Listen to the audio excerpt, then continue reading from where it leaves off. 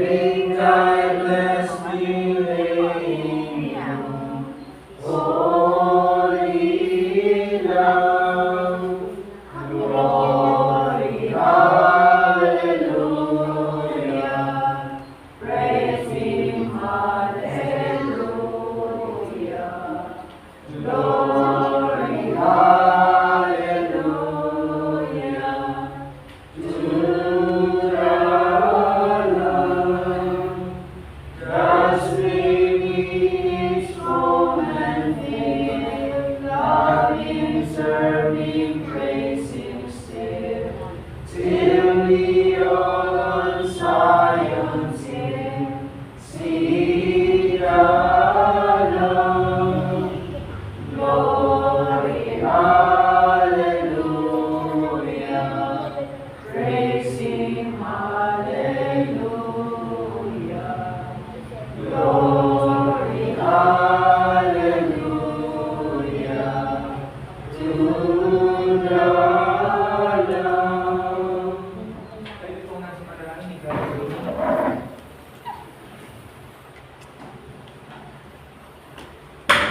Mapagmahal, mahabagin, dakila, at pagpapala ng Diyos. Maraming po salamat sa inyong patuloy na paglalay sa aming salumbahan. Sa inyo sa paglalay na araw sa amin. Sa aming patuloy, paglalay sa paglalay sa servisyo, sa paglalay na lahat sa mga kaya salita, sa paglalalitan ng lingkod ng instrumento, si Brother Dennis. Naway dito po siya ng langit ng kaluluhan, ako na po kayo nahagi ng may linawan ng ganang salita ng po sa aming pilit.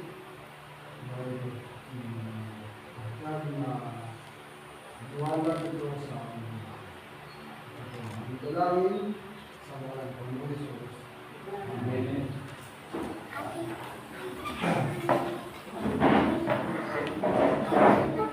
Magandang umaga po at happy Sabbath sa ating lahat mga kapatid.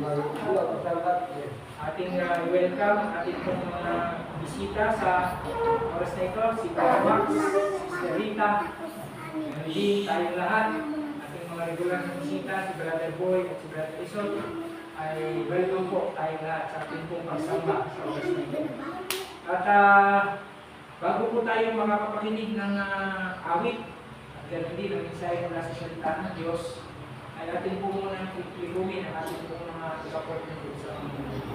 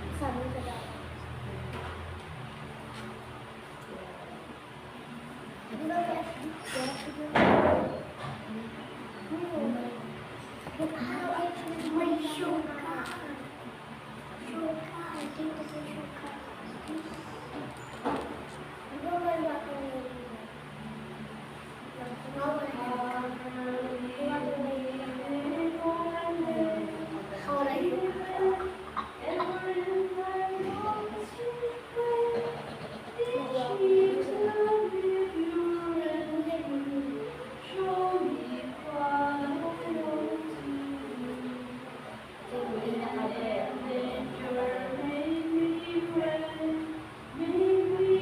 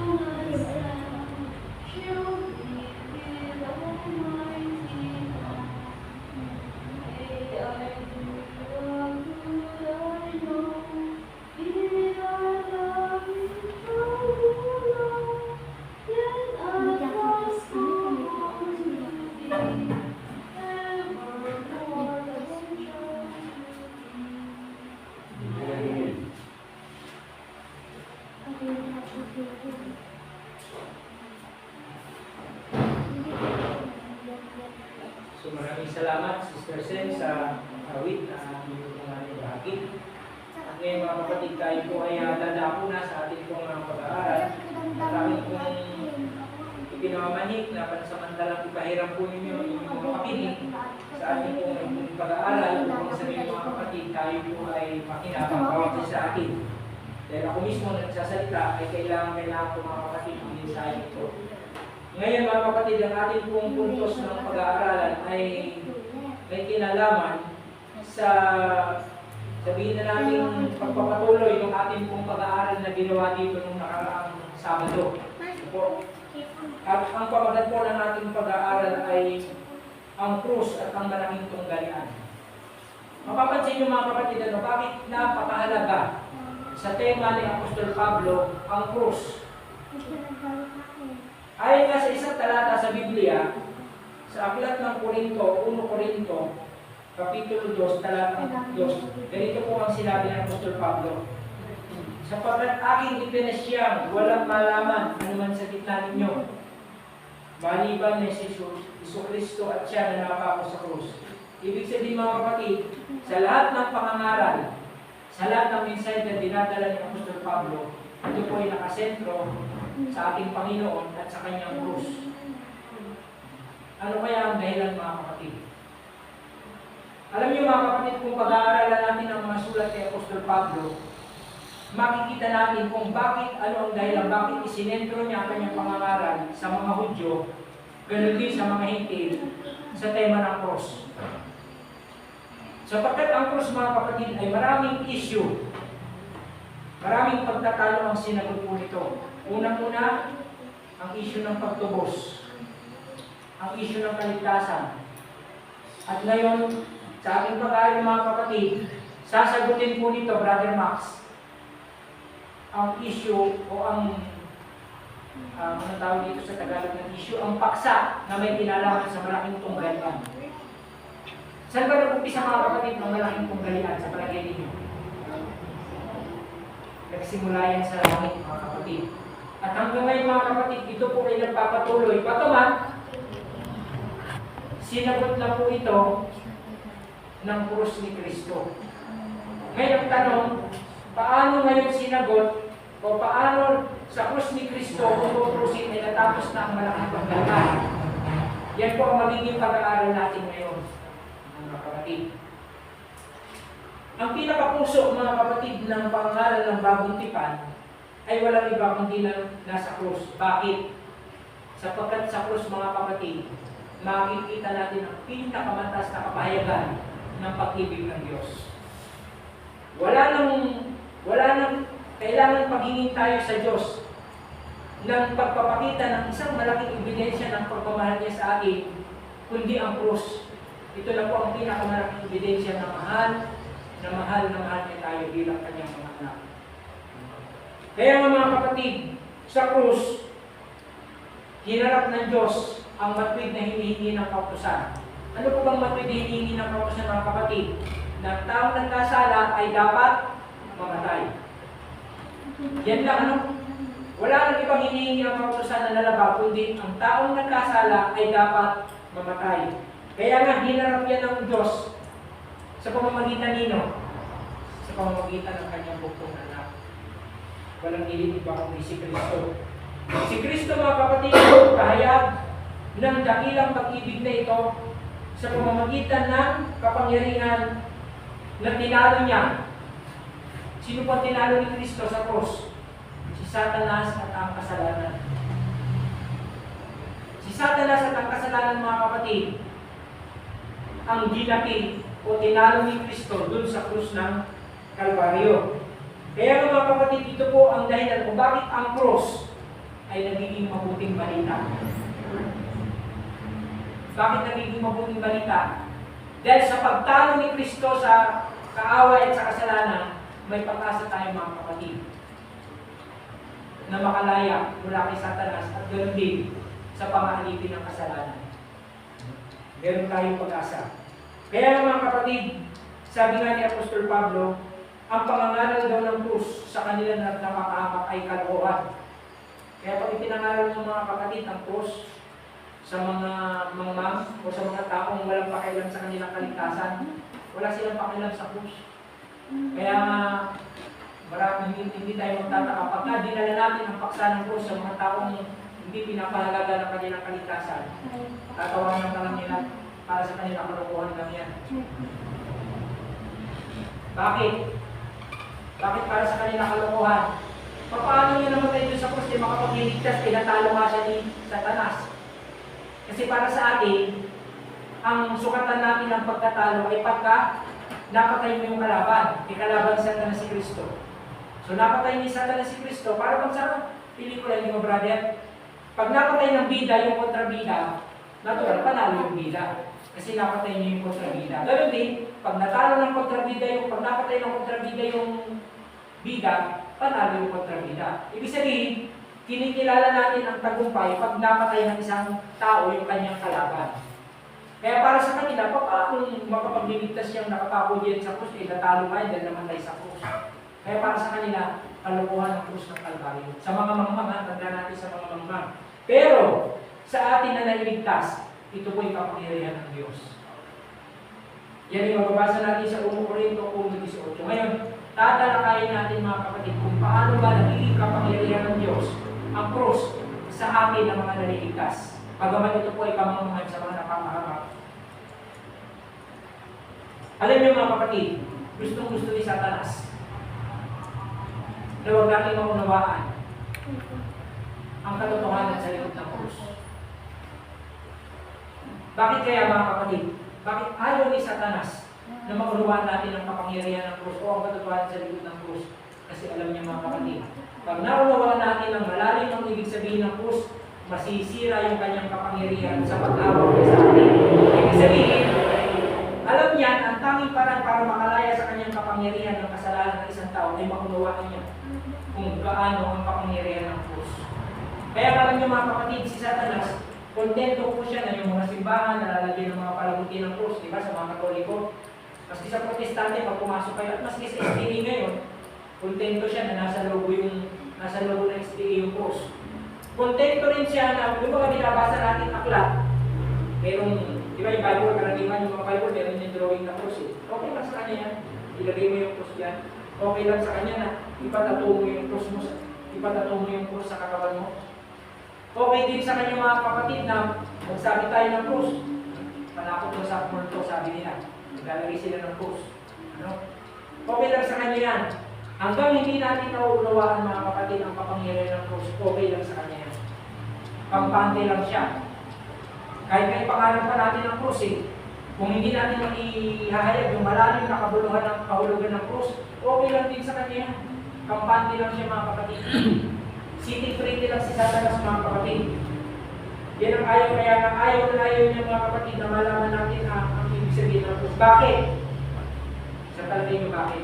Yan po ay nakatala sa 1:12-31-32. Bakit? Sapagkat ang sabi rito, ngayon ay dumating ang paghatol sa sanlibutan ito. Ngayon, ang prinsipe ng sanlibutan ito ay itatakwil, sabi ni Jesus. Ang tanong ko mga kapatid, kailan po yung tinutukoy dito na ngayon? Kailan po darating sa kailan po dumating ang kaaway sa paghatol at kailan dumating yung sinasabi ngayon, kailan nyo na ang prinsipe ng sanlibutan ito ay itinakwil. Yung kasunod na talata ito ang sasagot. Sabi rito sa kasunod na talata, kung ako'y maitaas na mula sa lupa, ay ilalamig ko rin naman ang tao sa akin. Talatang 32 ng 1:12. Ibig sabihin pala mga kapatid, ang tinutukoy dito na ngayon ay dumating ang paghatol sa kaaway. At dumating ang panahon na siya itakwil. Hindi po ito sa panahon ng pagparito ni Kristo. Hindi po yan ibig sabihin nito. Na kung kailan pag dumating si Kristo, hahatulan na si Satanas. Itatapon na siya doon sa lubhang kalaliman. Ayon po sa Revelation chapter 20:4. Hindi po yan ang tinutukoy dito. Ang tinutukoy dito, kung ako'y maitaas na. Ibig sabihin mga kapatid, pag si Kristo ay tamang ipinangaral sa krus ng Kalbaryo, yung kapangyarihan ni Satanas na siya po ay hinatulan na sa krus, ay mangyayari na maganap. Kasi alam niyo mga kapatid, kaya ba nangyari pag-agot kay Kristo ay kay Satanas? Doon sa krus. At alamin natin mga kapatid kung paano nahatulan si Satanas sa mata ng mga anghel, sa mata ng mga hindi nahulog ng mga nilalang, at maging sa